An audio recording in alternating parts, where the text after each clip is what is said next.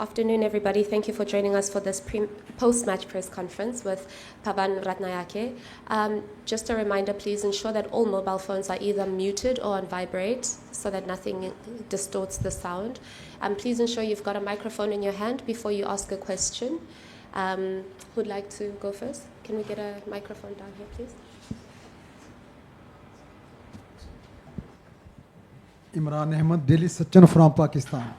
In table position, the run rate is better Australia as compared to Sri Lanka.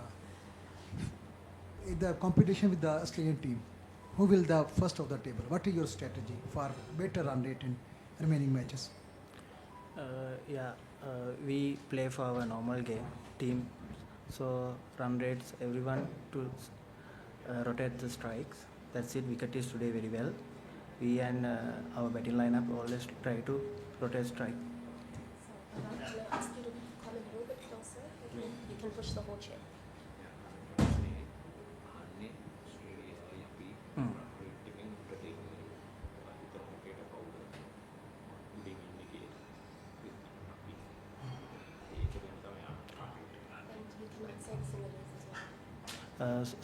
I think we in the top for run rate. We continue the next match. That's it.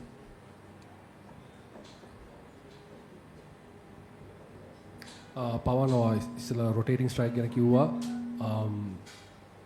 Vikram රතූර් කියලා ටුවර්නමන්ට් ඉස්සලා කිව්වා bat කරන්න සමහරට අපිට boundaries clear කරන්න බැරි වුණාට ෆෝර්ස් ගන්න පුළුවන් රනින් පිටුන් විකට් කරන්න පුළුවන්. දැන් අපි දැක්ක දසුන් ශානක බවුන්ඩරි හොඳට ක්ලියර් කරා. හැබැයි ඔයාගේ රන් රේට් එකත් 200 පැන්නා.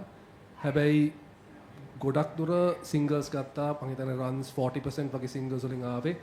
මට පොඩ්ඩක් කියන්න පුළුවන්ද කොහොමද ඔයා මේක කරේ කියලාද? ඔව් ෆස්ට් පවර් ප්ලේ එකෙන් පස්සේ දැන් බවුන්ඩරිස් ලොකු නිසා මමයි වේලි කුසල් අයියා බැට් කරේ. ඉතින් අපි දෙන්න කතා වුණේ පොඩක් දුව ගාම ස්පින් එකට ගිහලා. ඒක තමයි අපි නෝමල් කරේ. අවන් මේ තරගයේදී පිටිකරුවන් ලකුණු අතර සිටින ආකාරය දක්වන්න ලැබුණා. කොයි වගේ සහායක්ද මේ තනතිරුවෙන් ඔබලට ලැබුණේ? කොයි වගේ ටාගට් එකකට යන්න සැලසුම් කළාද? ඔව් ඇත්තටම අද තනතිරුව හොඳයි. ඉතින් අපි ප්ලෑන් කරේ 200ට වැඩියෙන් ගහන්න. ඉතින් අපි ඉතින් හිතපු දේ වුණා. ඇත්තටම සතුටුයි. පවන් එදා තරගෙත් එක්ක බැලුවම එදා පොඩ්ඩක් මැදදී ස්ලෝ වුණා වයි කුසලේ බැට් කරාදී. එතකොට අද ඒකේ මොකක්ද කරපු වෙනස්කම් සහ අපි දැක්ක කුසල් මෙන්ඩිස් එයාගේ පාරවල් වලට යන්න තු පොඩ්ඩක් ලොං බැට් කරන්න හදන එක පොඩි ප්ලෑන් එකක්ද එයා ඇන්කර් කරලා ගහනවා ඔයගොල්ලෝ එයාගේ වටේ ගහන එක. ඔව් ඇත්තටම විකට් එක හොඳයි. එදා ඒ කියන්නේ එදා එකත් හොඳයි. ඉතින් අපි ප්ලෑන් කරේ පොඩ්ඩක් දුව ගහනවා කියලා තමයි මමයි කුසල් අයියේ. ඉතින් වැඩිපුර ඒක තමයි වුනේ. ඉතින් බවුන්ඩරියත් ආව ගමන් අපිට අර දණිම නැතුව ඕවරේට 7-8 ආවා. ඉතින් ඒක තමයි අපි බැක් කරේ.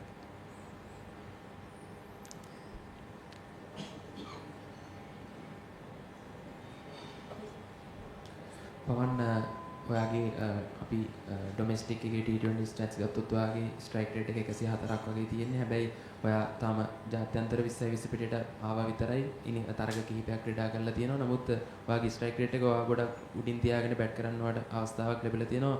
ඔබ පැමිණියා පමණයි. නමුත් ඒ වගේ ලොකු ස්ට්‍රයික් රේට් එකක් තියාගෙන ක්‍රීඩා කරන්න කොහොමද වැඩ ප්‍රැක්ටිස් එක කරේ? ඔව් ඇත්තටම වැඩිපුර මම ස්පින් එකට ගොඩක් සිංගල් වර්ක් කරන තමයි ඉන්නේ. ඉතින් මම ඒකම තමයි ඇප්ලයි කරන්නේ දිගටම. ඉතින් ප්‍රැක්ටිස් වලත් වැඩිපුර කරනවා ඒ දේම. ඉතින් මැච් එකෙත් මම ඒක තමයි ඇප්ලයි කරන්නේ.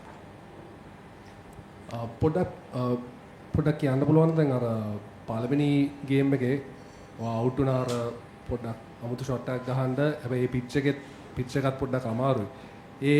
ඒ වගේ පිච් එකකත් ඔයගේ ස්ට්‍රැටජි එක සාමාන්‍යයෙන් වැඩ කරනවා කියලා ඔයා හිතනවද ඔය සිංගල්ස් උයි බවුන්ඩරිස් ගහන එක?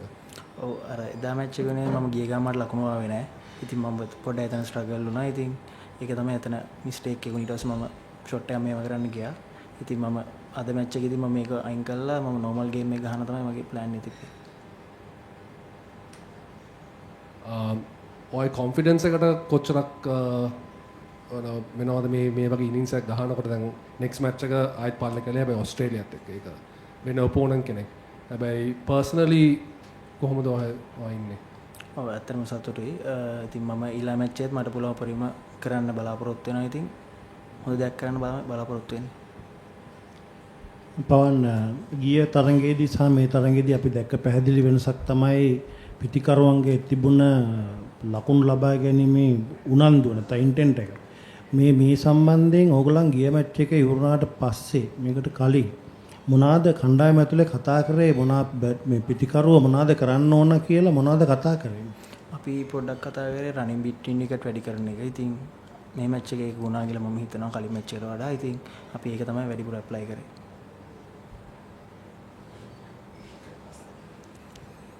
පවන් මම හිතන්නේ අද ඔබ ජයග්‍රහණය කරේ ඕමානයට එරෙහිව නෙමෙයි තවත් විශිෂ්ට ශ්‍රී ලාංකිකයෙකුට එරෙහිව තරඟේ මම හිතන්නේ ඔබ ඉපදිලත් නැතුව ඇති ඔහු ශ්‍රී ලංකාවට ක්‍රීඩා කරනකොට ඉතින් ඔහු දුලිප් මෙන්ඩිස් ඉතින් ඔහුගේ කණ්ඩායමට එරෙහිව ඔබ ලබාගත් ජයග්‍රහණය කෙසේ වුණත් ඔබ මොකද දුලිප් මෙන්ඩිස් ගැන හිතන්නේ? ඇත්තටම මම අහලා තියෙනවා ඉතින් හොඳ කෝච් කෙනෙක් හොඳ ප්ලේ කෙනෙක් ඉතින් ලොකු සතුටක් තියෙනවා ඉතින් ඔමාන් වලට උනත් හොඳ ටීම් එකක් ඒගොල්ලෝ ඉතින් 50ක් ගාපේකට Final question.